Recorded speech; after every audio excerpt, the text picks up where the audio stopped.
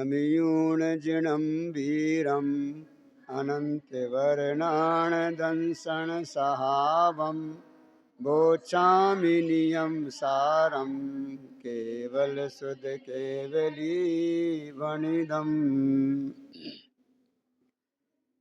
नियम सार परमागम आचार्य कुंद द्वारा रचित, जिसमें अपनी 38 गाथा का कल उपसंहार किया था, 39 गाथा प्रारंभ की थी। ये गाथा एक साथ पढ़ेंगे अपन। नो खलु साहब ठाणा, बोलो आगे बोलो पूरा।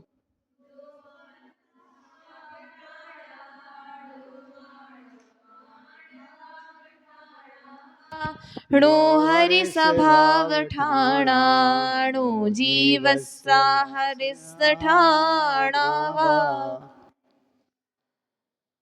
नियम सार परमागम आचार्य कुंद देव की अपन बोलते हैं पर्सनल डायरी थी, यानी कि सब होने के बाद में अपने आत्म कल्याण में क्या हेतुभूत है, ये उन्होंने अपने लिए रचा है। बोलते ना कभी कभी कि अभी तक हमने सबके आनंद के लिए, बेटा बीच में कोई बात नहीं करेगा, सबके आनंद के लिए रस दिया। नियम सार के अलावा प्रवचन सार, ज्ञान प्रदान कर दिया, समय सार, दृष्टि प्रधान, पंचास्तिकाय, द्रव्य का सामान स्वरूप बता दिया पूरा, अष्टपहड़ में अनुशासन और गुरु का स्वरूप बता दिया कि गुरु कैसा होता है, और ऐसा है तो उसकी टिप्पणी भी कर दी। अंत में अपने लिए, अपने आनंद के लिए ये नियम सार ग्रंथ की रचना की। नियम सार ग्रंथ एक अलौकिक अद्भुत आध्यात्मिक ग्रंथ है। इसमें शुद्ध बात की है, स्वभाव की बात की है, दृष्टि प्रधानता की बात की है। तो दृष्टि प्रधानता से ही सुनना। यदि आप इसको वैसे नहीं सुनोगे तो यहाँ छल ग्रहण हो जाएगा, क्योंकि यहाँ कहेंगे आत्मा में शुभ भाव नहीं है, आत्मा में अशुभ भाव नहीं है। भाई तो हम शुभ भाव नहीं करें, आत्मा का जो स्थान है वो आत्मा में शुभ भाव का स्थान नहीं है। तो आत्मा शुभ स्थान नहीं है तो क्या सुबह हमको जगा करके फिर मंदिर में क्यों भेजते हो, पूजा करने के लिए क्यों कहते हो, अभिषेक देखने के लिए क्यों कहते हो, लेट हो जाते हो तो खड़ा कर देते हो, पेनल्टी लगा देते हो, तो अन्याय हमारे साथ में। तुम ही कह रहे हो शुभ भाव का स्थान आत्मा में नहीं है। तो आत्मा में जो स्थान नहीं है तो ऐसे कुछ स्थान में हमको क्यों भेजा जा रहा है? निर्णय समझ में आ गया? जब आत्मा में स्थान है ही नहीं तो कुछ स्थान हो गया ना, तो ऐसी जगह हमको क्यों भेज रहे हो फिर आप? ऐसा छल ग्रहण नहीं करना। क्या कहा? समृद्धि। ऐसे छल ग्रहण की यहाँ बात नहीं है, वो चीज़ अपनी जगह अलग है। यहाँ जो वर्णन किया जा रहा है, यहाँ शुद्ध द्रव्य जो अनादि निधन है, जिसमें आज तक कोई खोट ने प्रवेश किया ही नहीं है, जो निरूपादि उपाधियों से रहित है, स्वभाव में कोई तर्क होता नहीं है। जैसे मैं आपसे कहूँ अग्नि गर्म क्यों है, स्वानी क्या बोलोगे? अग्नि गर्म क्यों है? स्वभाव है, कोई तर्क लगेगा? शक्कर मीठी क्यों है? स्वभाव है। आत्मा शुद्ध क्यों है? ख्याल है ना? आत्मा निरूपाधि क्यों है? स्वभाव है। तो ये जो कथन किया जाता है वह सारा कथन व्यवहार का है, कहने मात्र का है, कहा जाता है नहीं। यहाँ पर जो पांचवा भाव है, परम पाणम भाव कहो, शुद्ध जीवास्ति काय कहो, ये सब उसके पर्यायवाची नाम हैं। काय के परम पाणम भाव कहा तो जो त्रिकाल है, उपाधि रहे थे, कोई उपाधि नहीं है, उनके ये स्थान नहीं है। इसमें 4 स्थान बताए। नंबर 1, उस आत्मा के स्वभाव स्थान नहीं है। यदि यहाँ पर टीका नहीं लिखी जाती, सुना ध्यान से, टीका नहीं लिखते पद्म मलदास देव, तो हम तो स्वभाव स्थान नहीं है ये इसका अर्थ कैसे निकालते? स्वभाव माना तो त्रिकाल होता है। स्वभाव किसे कहते हैं? त्रिकाली को स्वभाव कहते हैं। स्वभाव कभी अभाव होता नहीं है। और जिक्र है आत्मा में निश्चय से वास्तव में स्वभाव स्थान नहीं है। तो टीका में खुलासा किया कि स्वभाव स्थान का मतलब है अदिति। दृष्टि अदिति क्या कर रहे बेटा? आपसे कितनी बार कहा गया बीच में कोई काम मत किया करो, क्योंकि एक को देख कर डिस्टर्ब होता है, फिर वो लिंक भी टूटती है और उसका दोष आपको लगेगा, ध्यान रखना। क्या कह रहे थे अपन? यदि स्वभाव स्थान नीचे टीका में नहीं लिखा जाता इसका खुलासा तो हमारे पल्ले नहीं पड़ता। ऐसे यदि गुरुदेव हमको दृष्टि नहीं देते द्रव्य दृष्टि की, शुद्धांत तत्व की, तो दृष्टि हमारे पास नहीं होती। ख्याल है ना? तो क्या कह रहे हैं यहाँ पर कि विभाव स्वभाव स्थान नहीं है। क्या कहा? विभाव स्वभाव स्थान नहीं है। तो यहाँ पे अब स्वभाव के दो भेद कर दिए, एक स्वभाव एक विभाव स्वभाव। तो विभाव को स्वभाव क्यों कहा, इसका कारण भी दिया कि विभाव को स्वभाव इसलिए कहा कि वो जीव की स्वतंत्र पर्याय है। वो भी जो विभाव रूप हो रहा है वो विभाव किसी कारण से नहीं हुआ है, किसी कर्म से नहीं हुआ है, वो भी स्वतंत्र रूप से परिणमित हुआ है। बोलते ना कि अपन ने अपने हाथ से कुल्हाड़ी मार ली, कहा जाता है ऐसे कभी कभी, ये लोग में कहावत है ना, अपने पैर पे कुल्हाड़ी मार ली, अपने हाथ से अपने पैर पे। तो ये जीव ने अपने से ही ये विभाव रूप परिणमित हुआ है, किसी ने इसको विभाव रूप परिणमित किया नहीं है, अपने से ही हुआ है। इसका प्रमाण देख सकते हैं मन, जैसे 4 व्यक्ति सामने गए, 3 व्यक्ति प्रभावित नहीं हुए और 1 व्यक्ति प्रभावित हो गया। तो यदि प्रभावित होते तो 3 को भी, चारों को होना था ना, 4 नहीं हुए, तो जो विभाव रूप परिणत हुआ तो वो स्वाभाविक कहलाएगा। लेकिन कौन सा स्वभाव कहलाएगा? विभाव स्वभाव। ये विभाव स्वभाव क्यों कहा कि जी विभाव स्वभाव एक समय की पर्याय में है और ये स्थायी रहने वाला नहीं है, क्षय होने वाला है, इसलिए उसको विभाव स्वभाव कहा। देखो अपन पढ़ते हैं गाथा। गाथा में 4 चीजें हैं।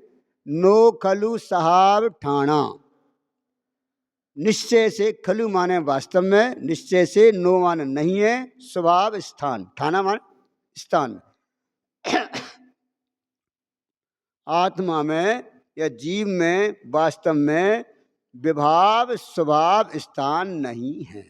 विभाव स्वभाव, विभाव माने राग द्वेष मोह मिथ्या आदि आदि सब लगा लेना। एक कहा फिर मान अपमान भाव ठाणा वा, जीव में मान के और अपमान के स्थान भी नहीं है। किस पे मान करना और किसका अपमान होता है? तो मान का स्थान भी आत्मा में नहीं है, शुद्ध जीव में नहीं है, और अपमान का स्थान भी शुद्ध जीव में नहीं है। फिर नो हरसी भाव ठाना, हर्ष का स्थान भी आत्मा में नहीं है। काय का स्थान? हर्ष का स्थान भी आत्मा में नहीं है। नो जीवस से हर्ष ठाना, और अहर्ष का स्थान भी आत्मा में नहीं है। अपन हर्ष को सुख ले सकते हैं, हर्ष को दुख ले सकते हैं, इनका स्थान आत्मा नहीं है। अब क्यों नहीं है? एक एक का नीचे हेतु देंगे। क्या कहा? एक एक का नीचे हेतु देंगे। राग, प्रशस्त राग भी होता है और प्रशस्त द्वेष भी होता है। क्या कहा मैंने? प्रशस्त राग भी होता है, प्रशस्त द्वेष भी होता है, अप्रशस्त राग भी होता है और अप्रशस्त द्वेष भी होता है।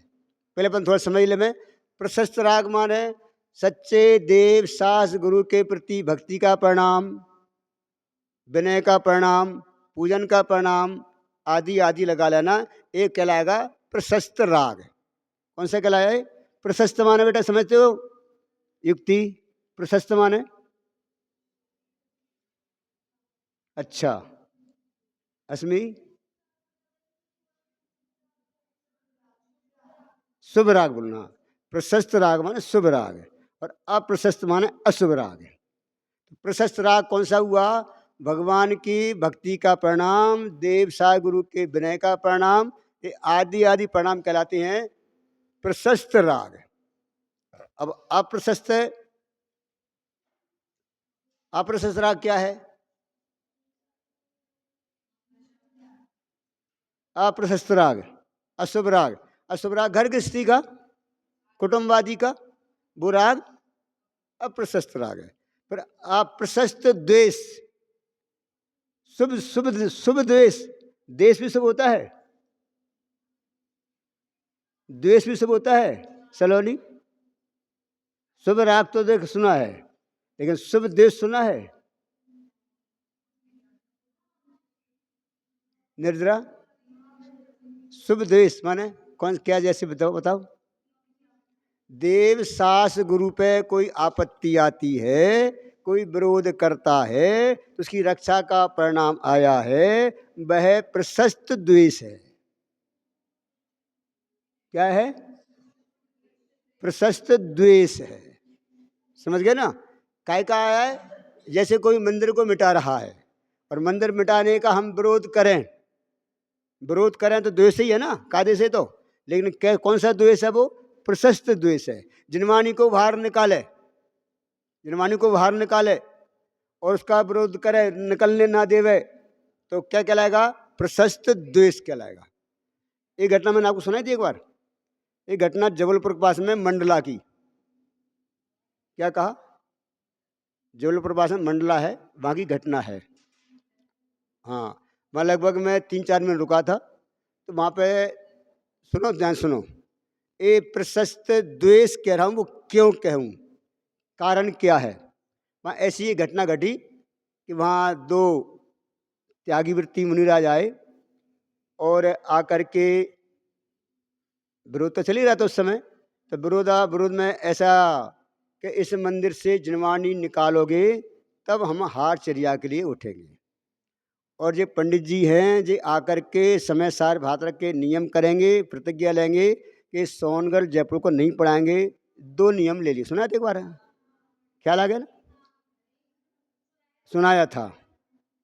तो इतना सार समझ लो कि 2 लोग बैठ गए नीचे। मैंने प्रतिज्ञा ले ली थी।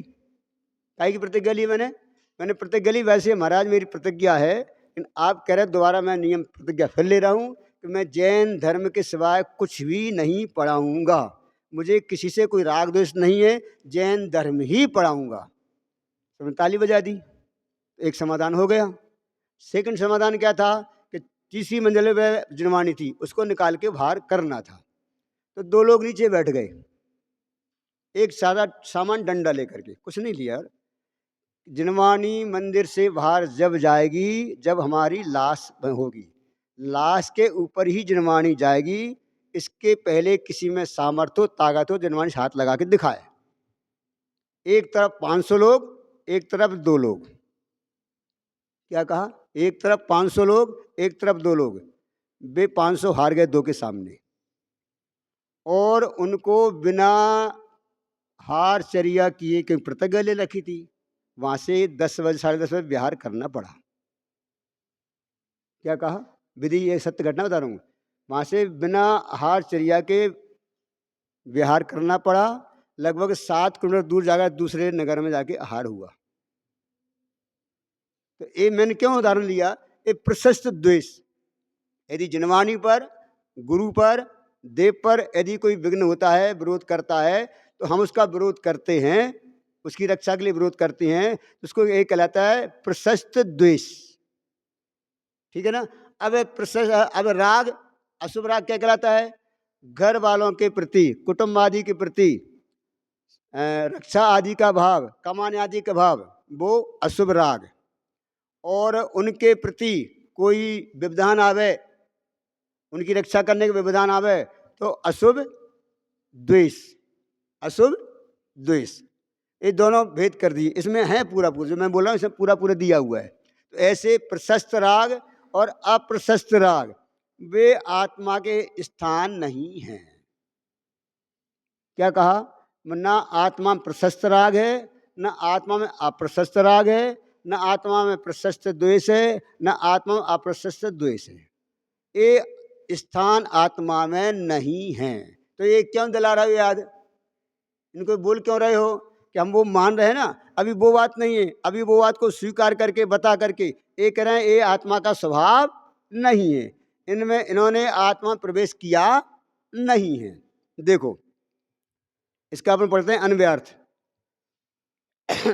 जीव को वास्तव में स्वभाव स्थान अर्थात विभाव स्वभाव के स्थान नहीं हैं, मान अपमान भाव के स्थान नहीं हैं, हर्ष भाव के स्थान नहीं हैं, या अहर्ष के स्थान भी आत्मा में नहीं है। यहाँ पहले बता दिया कि यहाँ एक दृष्टि करके बैठना कि यहाँ पर शुद्ध भाव की बात चल रही है, शुद्ध जीवास्ति काय की बात चल रही है। शुद्ध जीवास्ति काय माने क्या? असंख्यात प्रदेशी जीव जो कायवान है उसको यहाँ पर लिया है। परम पाणा भाव स्वरूप जो जीव है उसको यहाँ पर शुद्ध लिया है। उसमें शुद्ध में कोई विकृति नहीं है, अनादि से विकृति हुई नहीं है, अभी है नहीं, अनंत काल विकृति होगी नहीं। ऐसा निरूपाधि, ऐसा भगवान आत्मा निरंतर हमारे पास मौजूद है। देखो टीका, यह निर्विकल्प तत्व के स्वरूप का कथन है। क्या कह रहे हैं?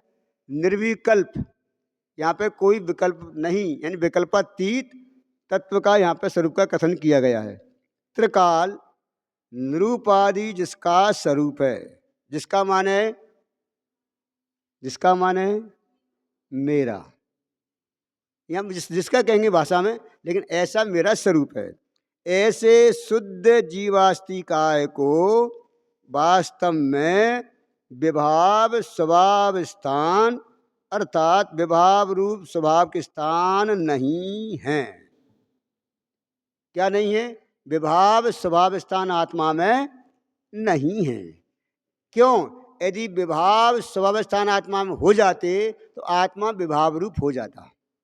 जैसे बोलते ना, यदि आत्मा में राग होता, आत्मा का स्वभाव राग होता, तो दिक्कत क्या आती? दृष्टि। आत्मा का स्वभाव राग मान लिया जाए तो दिक्कत क्या है? राग कभी जाएगा नहीं, राग स्वभाव हो जाएगा, अनंत काल तक राग बना रहेगा, राग का अभाव नहीं होगा तो वीतरागता की प्राप्ति भी नहीं होगी। इसलिए वो राग एक समय की पर्याय है, इसलिए आत्मा का वो वास्तव में वो स्वभाव नहीं है, विभाव है। एक बात। दूसरी बात कि वो राग उत्पन्न हुआ है वो आत्मा के लक्ष्य से हुआ है कि पर के लक्ष्य से हुआ है? क्या कहा? राग हुआ है, द्वेष हुआ है या मोह हुआ है, वो आत्मा के लक्ष्य करके हुआ है कि पर का लक्ष्य करके हुआ है? तो पर का लक्ष्य करके हुआ है तो किसका है? पर का है। हुआ कहाँ है? हुआ कहाँ है? जीव में है। किसका? पर का। ऐसी बात है। तो जैसे यहाँ फोड़ा हो गया, फोड़ा कहाँ हुआ है? अरे फोड़ा कहाँ हुआ है? हाथ में। ले हाथ फोड़ा है, हाथ फोड़ा है, फोड़ा हाथ नहीं है, फोड़ा हाथ नहीं है। फोड़ा कहाँ है? फोड़ा हाथ है नहीं है। हुआ कहाँ है? तो फोड़ा हाथ नहीं तो इसको अलग कर दें। फोड़ा हाथ में है लेकिन फोड़ा हाथ नहीं है। यदि फोड़ा हाथ होता तो आप इसका ऑपरेशन नहीं कराते, इसको निकलवाते नहीं। हुआ कहाँ है? हाथ में। लेकिन हाथ है क्या फोड़ा? राग कहाँ हुआ है? आत्मा में। तो आत्मा राग आत्मा है क्या? ख्याल है ना? हुआ है जीव में, लेकिन वो राग जीव नहीं है। राग जीव नहीं है। यदि राग जीव हो जाता तो फिर उपचार उसका नहीं करते, उसको मिटाने का परिणाम नहीं आता, उसको मिटने का भाव नहीं आता। राग द्वेष मिटाओ मैटो ये जन्मानु उपदेश नहीं होता। पक्का है ना? यदि आत्मा का राग होता, स्वभाव होता, तो मिटाने का उपाय करते क्या? नहीं करते। यदि वो फोड़ा हाथ होता तो फोड़ा का इलाज कराते क्या? नहीं कराते। ठीक है ना? इसलिए वो स्थान आत्मा में नहीं है। ये दृष्टिकोण लगाना। क्या कहा? ये दृष्टिकोण लगाना। अब कोई स्वच्छंदी होकर कह रहा आत्मा में राग है ही नहीं, जैसे है निश्चयवासी कि आत्मा राग द्वेष से रहे थे और सामने निश्चयवासी ना, और बाहर में तो राग द्वेष करता दिखता है। तो ये जो कर रहा है जी किसका है? तू तो कह रहा है आत्मा में राग द्वेष है ही नहीं और ये करता दिख रहा है, जहाँ विरोधाभास खड़ा हुआ। ख्याल है ना? तो यहाँ पर जो बात कही गई है वो स्वभाव दृष्टि से बात कही गई है, द्रव्य दृष्टि से बात कही गई है, परम पारण भाव के स्वभाव की दृष्टि से कहा गया है कि आत्मा में राग का अभाव है। कब? अरे कब है? आत्मा में राग का अभाव कब है? अभी है कि नहीं? अभी है तो सिद्धालय में होना चाहिए। अभी राग का अभाव मानोगे तो सिद्धालय में होना चाहिए, है क्या नहीं? अब बताओ आकांक्षा, राग का अभाव है क्या नहीं? नहीं, अब बदल गई। निर्जरा, राग का अभाव वर्तमान में भी है क्या नहीं? हाँ हाँ, हाँ का ना का हाँ, दोनों है। एक अपेक्षा से कहेंगे तो है, एक अपेक्षा कहेंगे तो नहीं है। यदि राग आत्मा में होता तो आत्मा राग हो जाता। तो अनादिकाल से आत्मा में राग होने के बावजूद भी आत्मा राग रूप रंचमात्र भी हुआ नहीं है। इस दृष्टि से देखा जाए तो वास्तव में आत्मा में राग नाम की कोई वस्तु है ही नहीं। तो है ही नहीं तो फिर राग द्वेष का चित्रण क्यों किया है? इस जीव ने स्वतंत्र रूप से उसको खड़ा किया है, खड़ा किया है और उसको अपना माना है। तो अपना माना है, बात इतनी सी है, अपना मानना बंद करे, इसके लिए सारा कथन है तो अलग, लेकिन माना अपना है। कहाँ पर है अपना? कहाँ एकत्वपना है? मानने में एकत्वपना है, वस्तु में एकत्वपना नहीं है। क्या का ध्यान सुनना, वस्तु में एकत्वपना नहीं है, वस्तु में अभेदपना नहीं है, मानने में एकत्वपना है। तो मान तोड़ना क्या है? मानते ही तोड़ना है, वस्तु को तोड़ना नहीं है। भेद विज्ञान करना, तो भेद विज्ञान क्या करना? भेद तो है, भेद का ज्ञान करना है। भेद विज्ञान करने का मतलब है दो चीजों को अलग अलग करने का मतलब नहीं है वेद ज्ञान। दो चीजें हैं, दो चीज को दो चीज रूप मानना, इसका नाम है भेद विज्ञान। देखो आगे, विवाह स्थान नहीं है शुद्ध जीवास्ति काय को प्रशस्त या अप्रशस्त समस्त मोह राग द्वेष का अभाव होने से। क्या कहा? आत्मा में शुद्ध जीवास्ति काय में प्रशस्त यानी शुभ, अप्रशस्त यानी अशुभ, समस्त मोह राग द्वेष का अभाव होने से। राग का अभाव है, द्वेष का अभाव है, मोह का अभाव है। अभाव होने से अब क्या करें? किसमें? शुद्ध जीवास्तिकाय में इनका अभाव है। कब अभाव है? अभी वर्तमान में, अभी अभी, आगे पीछे नहीं, करना नहीं है। करने की बात अभी यहाँ नहीं कह रहे हैं, यहाँ तो अभी अभाव है। अभाव रूप दिखेगा तो अभाव रूप हो जाएगा। क्या कहा? अभाव रूप तू देखेगा तो अभाव रूप हो जाएगा, वो ऐसा है। तू अभाव रूप नहीं देख रहा है, इसलिए तुझे राग द्वेष मोह तेरे लग रहे हैं। क्या है ना? अभाव होने से मान अपमान के हेतुभूत कर्मोदय के स्थान भी आत्मा में नहीं है। मान का और अपमान का जो कर्मोदय का स्थान है वो आत्मा में नहीं है। शुद्ध जीवास्ति काय को सुपरिणति का अभाव होने से। सुपरिणति का अभाव माने देव साज गुरु की भक्ति का अभाव होने से। इधर तो कहते हैं भैया देव साज गुरु की भक्ति नहीं करोगे तो तुम्हारा जीवन बेकार है, कोई काम का नहीं है। जीवन में स्वाध्याय नहीं करोगे, स्वाध्याय बिना तुम्हारा जीवन है वो शमशान तुल्य है। कहते नहीं कहते हैं? तो यहाँ तो कह रहे हैं सुपरिणति का अभाव है। स्वस्ति यहाँ कह रहे हैं सुपरिणति का अभाव है। क्या कह रहे हैं? सुपरिणाम का अभाव है, काय में? आत्मा में। और इधर क्या कह रहे हो? भैया पूजन करना चाहिए, भैया स्वाध्याय करना चाहिए, सठ आवश्यक पालन करना चाहिए। क्यों? क्या करना चाहिए? सठ आवश्यक पालन करना चाहिए, शुभ भाव करना चाहिए, पूजन भक्ति करना चाहिए, अभिषेक में टाइम टू टाइम जाना चाहिए। इधर ऐसा उपदेश दे रहे हैं और यहाँ क्या कह रहे हैं? सुपरिणति का अभाव। क्या कहा? सुपरिणति का अभाव होने से शुभ कर्म का अभाव, शुभ कर्म नहीं है, सुपरिणति नहीं है, अच्छे परिणाम नहीं है, तो शुभ कर्म नहीं है। तो अच्छे परिणाम नहीं है क्या हमारे? अरे अच्छे परिणाम नहीं है क्या? यहाँ अच्छे परिणाम हुए बिना यहाँ बैठ सकते हैं क्या? तो परिणाम है क्या नहीं? अच्छे परिणाम है ना? अच्छे परिणाम है तो अभाव करें आचार्य देव, क्यों करें फिर अभाव? ये कह रहे हैं शुभ परिणाम का अभाव होने से। तो अभाव कैसे कह रहे हैं? आपने कहा शुभ परिणाम है और ये कह रहे हैं शुभ परिणाम का अभाव है आत्मा में, शुभ कर्म नहीं है।